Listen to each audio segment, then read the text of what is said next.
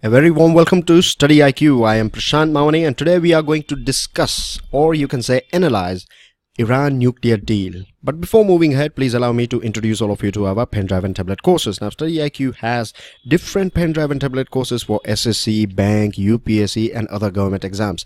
The good thing about this pen drive and tablet courses is that they are designed by the best faculties of our country. So you are not only getting study material, but with it also includes the lifetime experience of this best faculties of our country. If you have any further queries regarding it, you can feel free to give us a call on the number that you can see on your screen. Also, do not forget to check out StudyIQ.com website. You will find test series and other things as well. Right, dear friends, I was talking with you about Iran nuclear deal. Now, before moving ahead, please let me tell you why this particular topic is important, because if you go through your past papers, I'm talking about the mains papers, then you will find that every year you will find at least one question that is pertaining to international relations or geopolitics or the things that are going on around the world.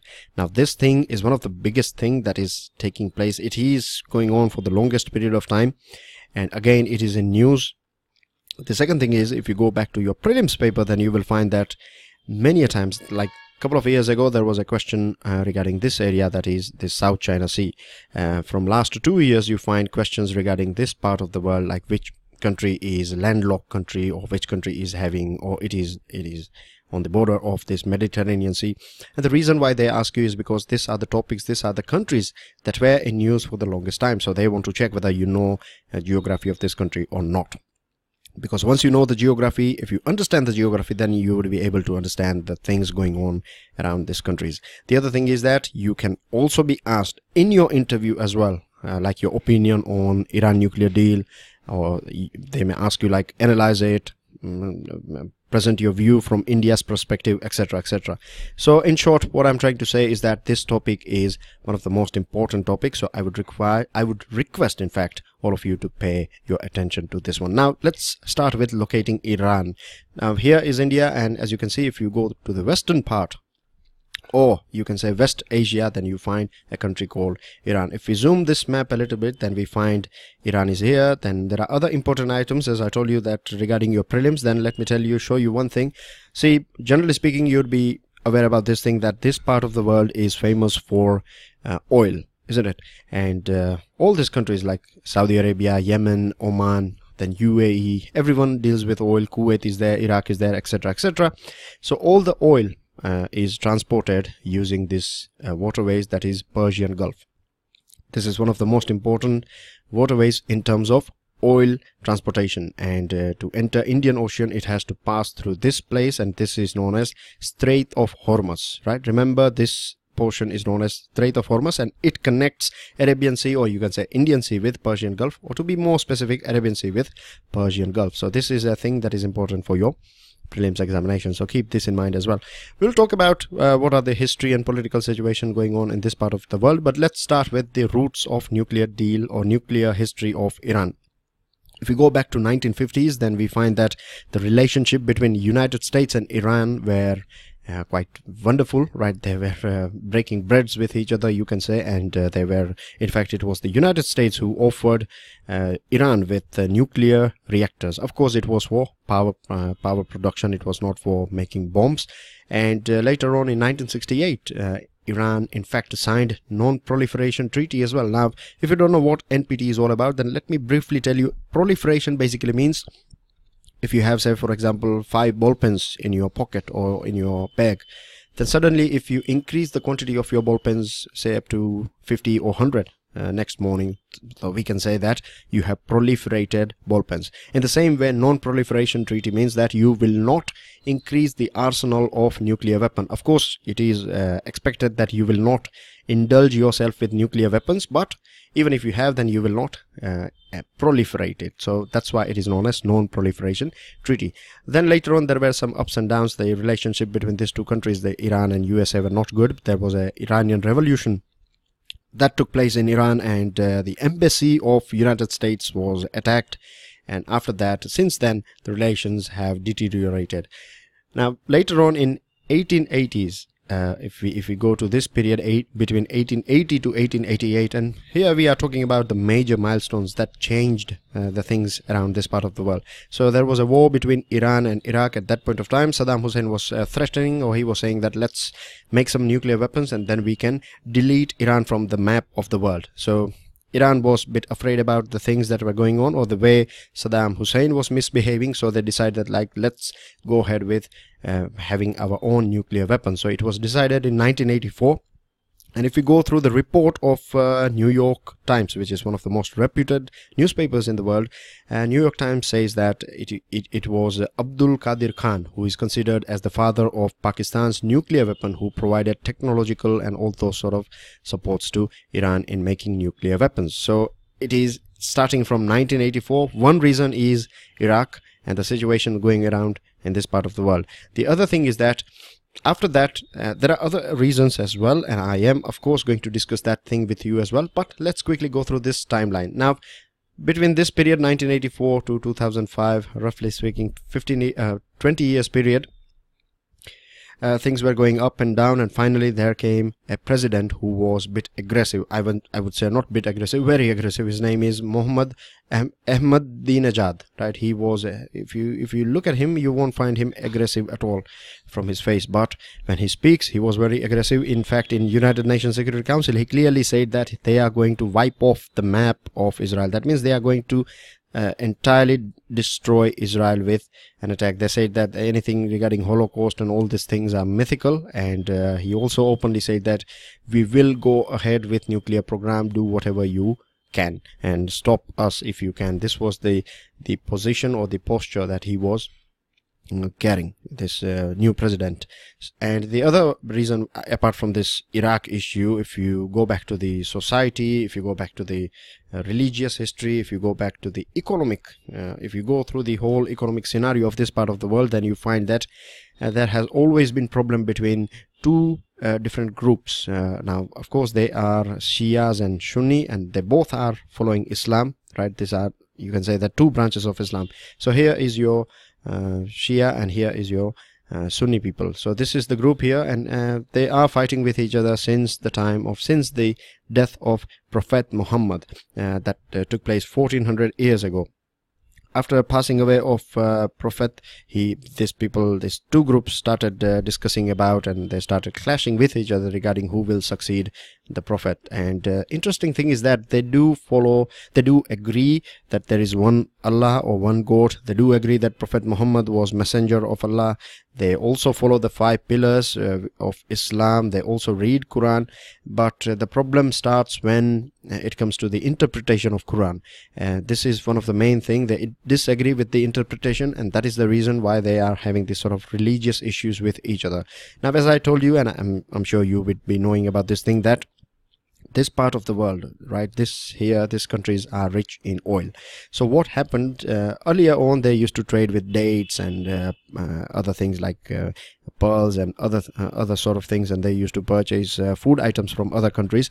But when oil was discovered, these people started getting huge amount of money. Now, as they got money, and as you know that these countries are not democracies, they are run by kings, they are monarchies, isn't it, that are running the show over here. So of course they would expect their treasury to suit up as much as it can, and as they have money, then also the strategy of ensuring that the rival party is not making money out of it. So all this sort of cutthroat competition and rivalry started taking place between these two groups. And when I said these two groups, I'm talking about Shia and Sunni. And of course, when we talk about Shia, then Iran is the most, you can say, a team player or a captain in this part of the world when it comes to Shia people, and Saudi Arabia is the captain of Sunni people over here. So you have a couple of players for Saudi, and you have a couple of players for Iran.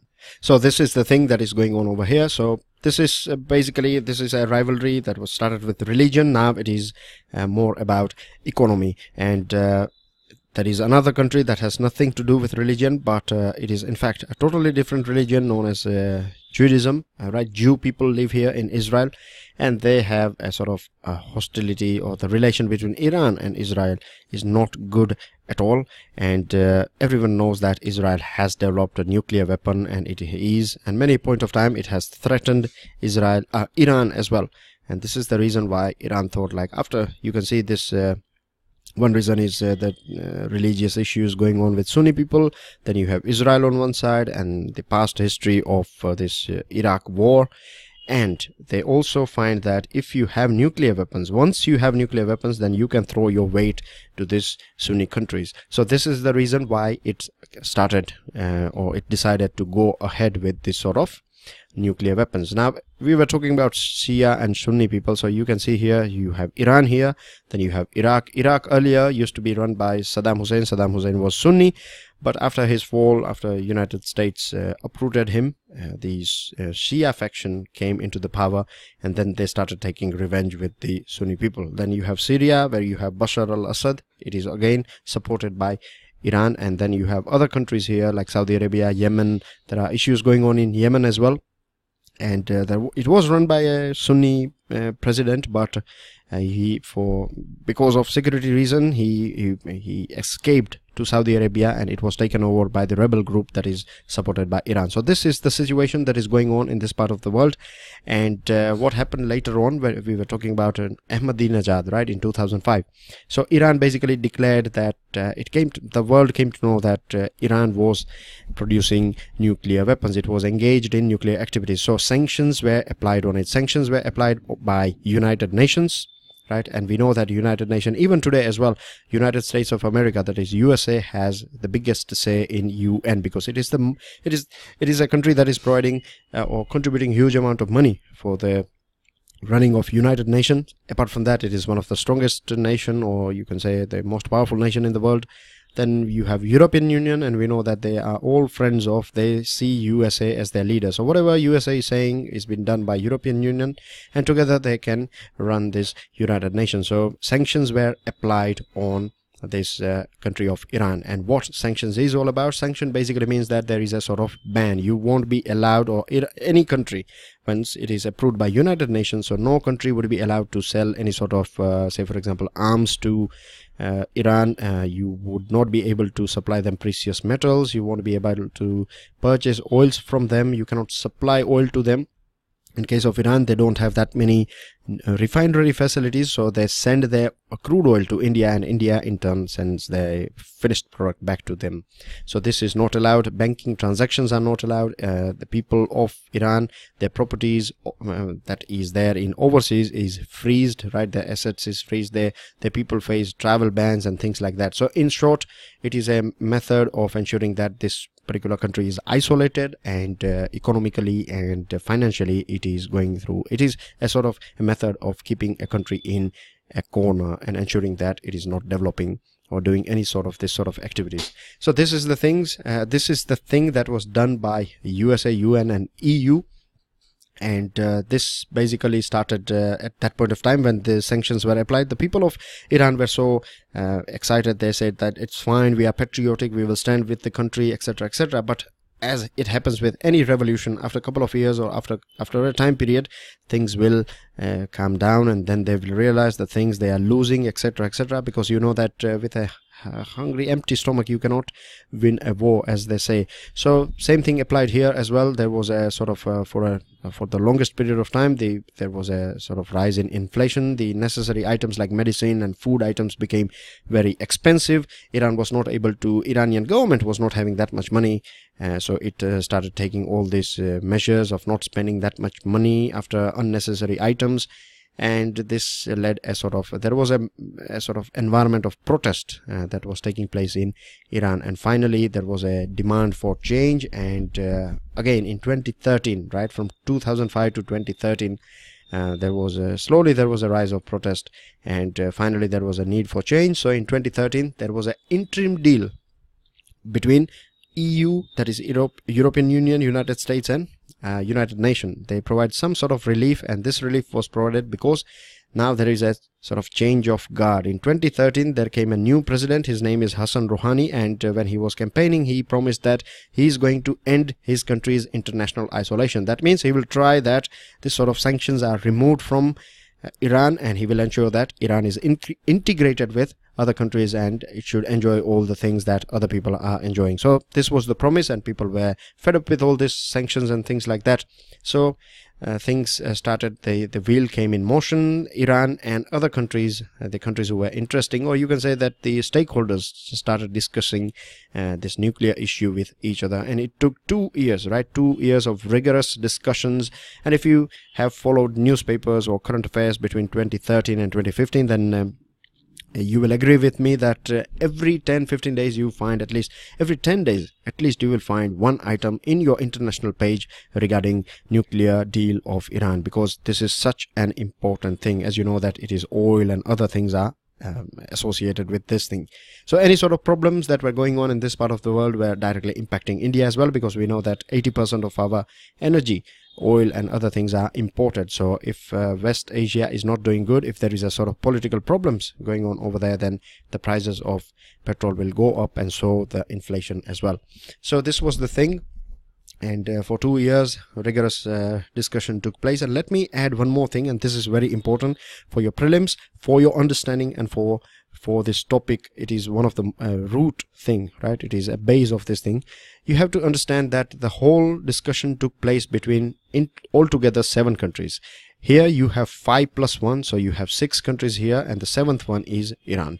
Now focus here that you have 5 countries here. They are known as P5. Right, this is a terminology used for France, Russia, USA, Britain and China. These 5 countries are the permanent member of United Nations Security Council. So they have veto power and things like that. And when you say plus 1, P5 plus 1, then you add Germany as well with them. So you have in total 6 countries, and the 7th one is Iran, and they discussed this. They are the one who sorted out this whole deal. Now let me tell you, it is not a sort of deal between these few countries, or it is not a thing that took place between these 7 countries, not at all. It is an international deal, because it got a backup of United Nations. So any country, if it is saying that we don't want to do it, etc., etc., then they are violating, or they are breaching the trust of international community. This is very important point. Of course, in next couple of slides you will understand why I am saying this thing to you, but it is important to keep this thing in your mind. Right, so finally in 2015, nuclear agreement took place in Vienna, and the 6 world powers, now you know whom I'm talking about, and Iran said that we are not going ahead with nuclear weapons. We don't want weapons, we want money, and we want the sanctions to be removed from us, etc., etc. Let's become friends again. And everything was fine and cushy. So 5 basically pillars were decided in this deal, and this 5 points basically are: the first one is uranium stockpile. It has to get rid of 97% of enriched uranium. Enriched uranium is used for making weapons. So it used to have 10,000 kilo, right? But now it should have, after the deal, it has to maintain 300 kilo only. So with this 300 kilo, they cannot make any bombs. The second thing is uranium enrichment. When it comes to enrichment, see, 90% purity material of this uranium is good for making weapons. And to keep Iran in tab, as per the deal, it is decided that they are allowed to enrich uranium, but the purity level cannot go beyond 3.67. so you can see that there is a direct jump from 90 to 3.67, and this will continue for 15 years. Then there is a thing called centrifuges. Now these are basically machines which are used to enrich uranium. Iran used to have 19,000 of them, but now after the deal they are allowed to have only 5,000. Another 1,000 is given to them extra, and this is only for research and development. No sort of activities pertaining to nuclear weapons should be done by Iran. Then the 4th point is regarding inspections. Inspections means you check whether it is following the deal or not.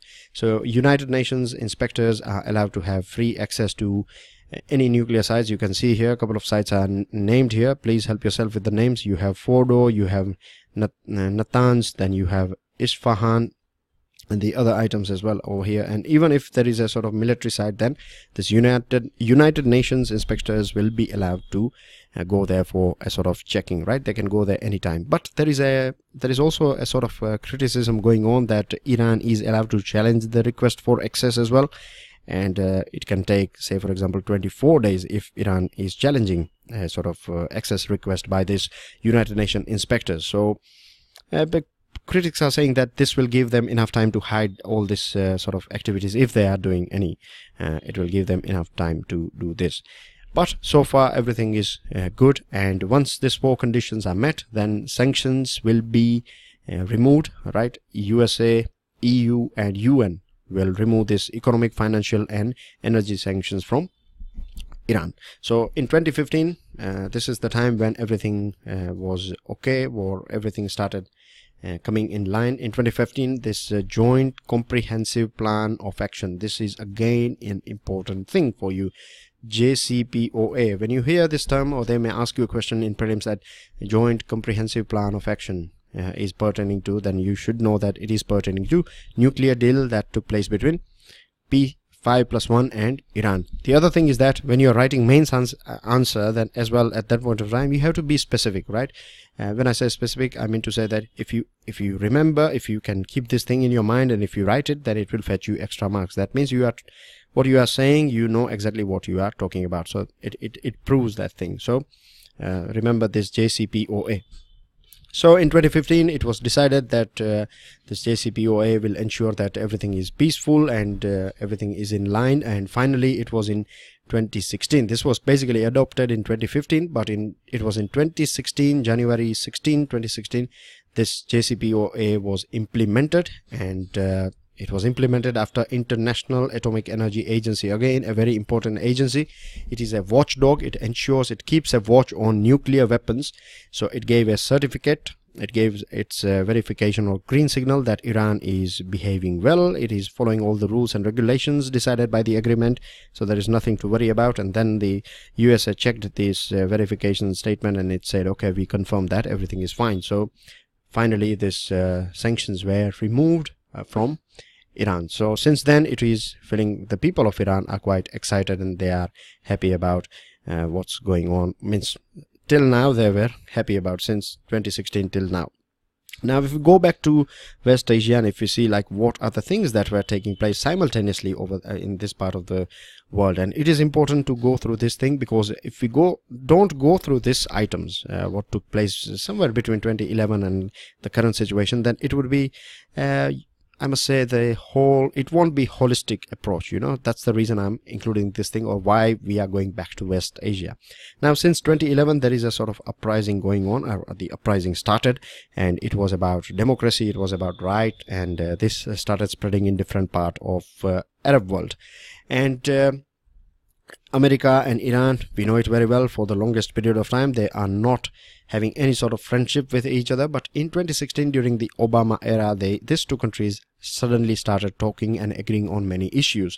Now this was not taken very well by Saudi Arabia, who is an ally of USA, is a friend of USA for the longest period of time.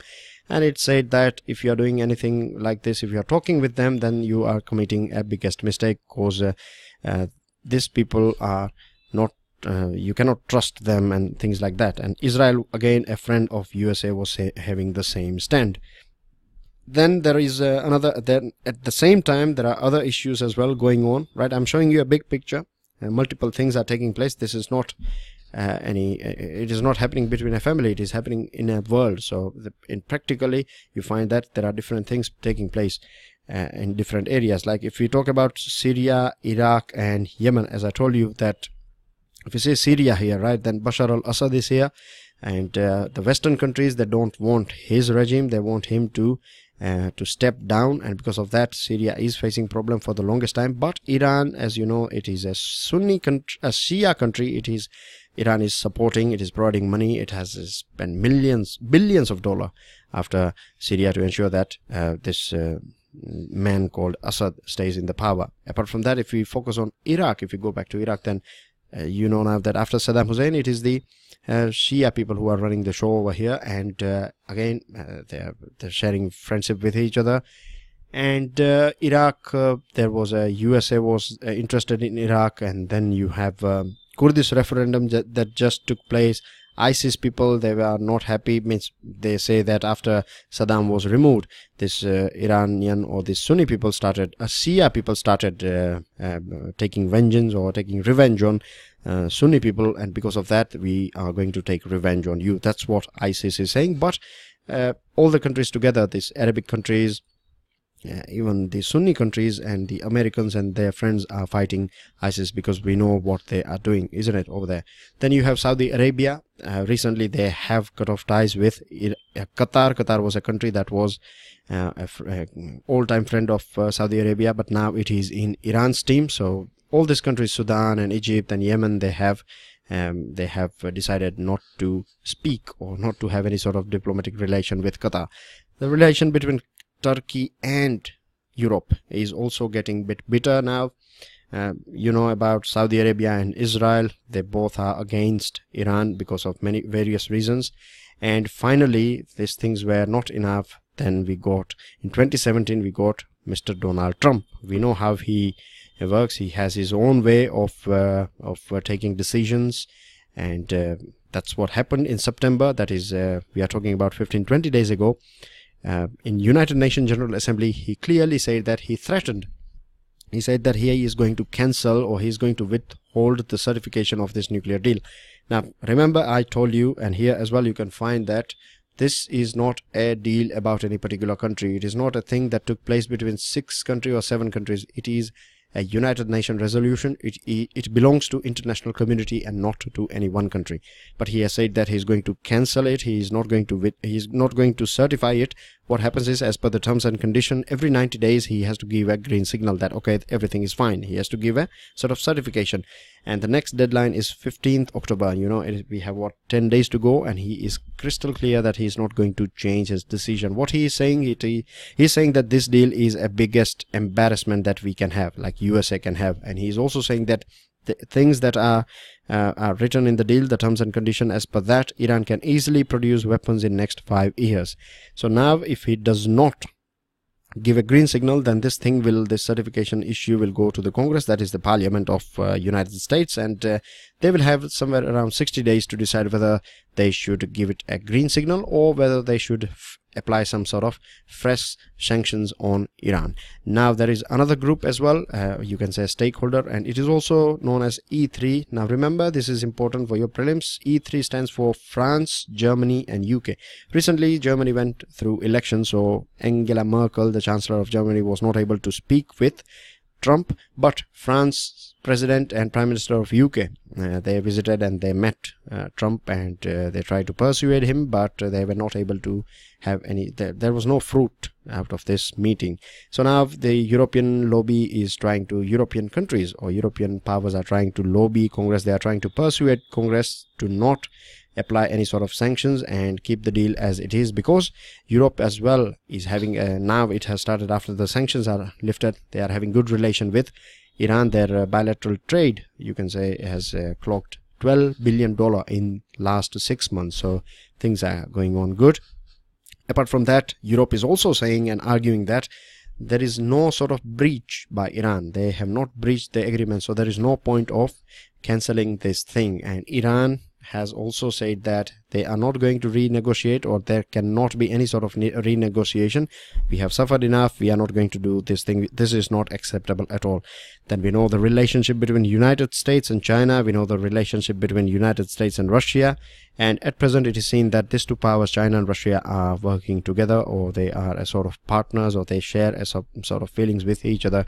So, of course, if it is pertaining to USA, if they find any chance in which they can defame USA, then of course they will not miss it. And so this is going to be a trouble for USA. And on the other hand, China has invested a huge amount of money in Iran. What could be the side effect if things are, if the certification is not provided? See, if this is not provided, then Iran can go for nuclear war, and this time nuclear arms, and this time it would be very difficult, or you can say next to impossible, to bring them back on the table. The other thing is, it will also destroy, or it will damage the credibility of Washington. Now in future, if we want to deal with Kim Jong, if we want to deal with North Korea, then it would be difficult for that regime as well. If it would be difficult for the world community to make them believe that this deal will run forever, or it will have some sort of future, because North Korea can easily say that if this is the way you are going with the deal, then we are not ready to do it at all. Then there could be a sort of insurgency issues can come up, because Iran can unleash this Shia militants and the US troops in Iraq, and it can also support insurgents in Afghanistan, and this is going to be detrimental for the South Asian policy that is recently released by American administration. Then there could be a sort of tensions between Saudi and Iran. Tensions can rise between USA and Russia, and you can clearly see that this is not going to be good for the whole world. And if we see from India's perspective, then we can clearly say that, see, India is one of the largest importer, or you can say Iran is supplying one of the largest supplier of crude oil to India. And as I told you, we get crude oil, we refine it, and we give it back to them. So we are selling some petroleum products to them as well. Apart from that, they buy basmati and sugar from us. They give us a good deal as well. We don't have to pay them in dollars, we can pay them in rupees, or we can do some sort of barter system. We can give them rice and sugar and medicine and other stuff, and we don't have to pay for the oil, things like that. We are developing Chabahar port. Recently, Nitin Gadkari has said that this Chabahar port will be operationalized in 2018. There is a gas field in it is known as Farzad B. You know where Persian Gulf is. I have clearly shown you. So this is the place where India is going to have India would be able to extract some oil and gas. I mean to say gas. And the other thing is that there is a sort of investment as well. And with the help of this Chabahar port, we would be able to access Afghanistan. From Afghanistan, we would be able to access Central Asia and Russia as well. So the whole international north-south trade corridor will come to a halt if Chabahar, or if new sanctions are applied on Iran. So that's everything, dear friends. I'm sure the way we started, the things that we have discussed here, I have tried my level best to ensure that they are as simple to understand and crystal clear to you. And I'm sure that now you would be in such a position that you would be able to analyze this whole thing, and starting from the history, the things that are going on in the present moment, and from these two things, I'm sure you would be able to take a sort of educational guess as well, a calculated or decision that what could be its future, or what should be its future, and this is itself a good thing. With this, dear friends, I end this discussion. Do not forget to subscribe to our YouTube channel, share this video lecture and this file. You will be able to download this particular lecture slide from StudyIQ.com or this Telegram channel that is given here. If you have learned something today, if you have understood something today with the help of this lecture, then please give us your like, pass your valuable comment. What are your views regarding these things? I would love to hear from you guys. Do let me know about this version of video as well. And with this, keep your environment green and clean. Keep yourself calm and enjoy your studies and stay curious. Jai Hind.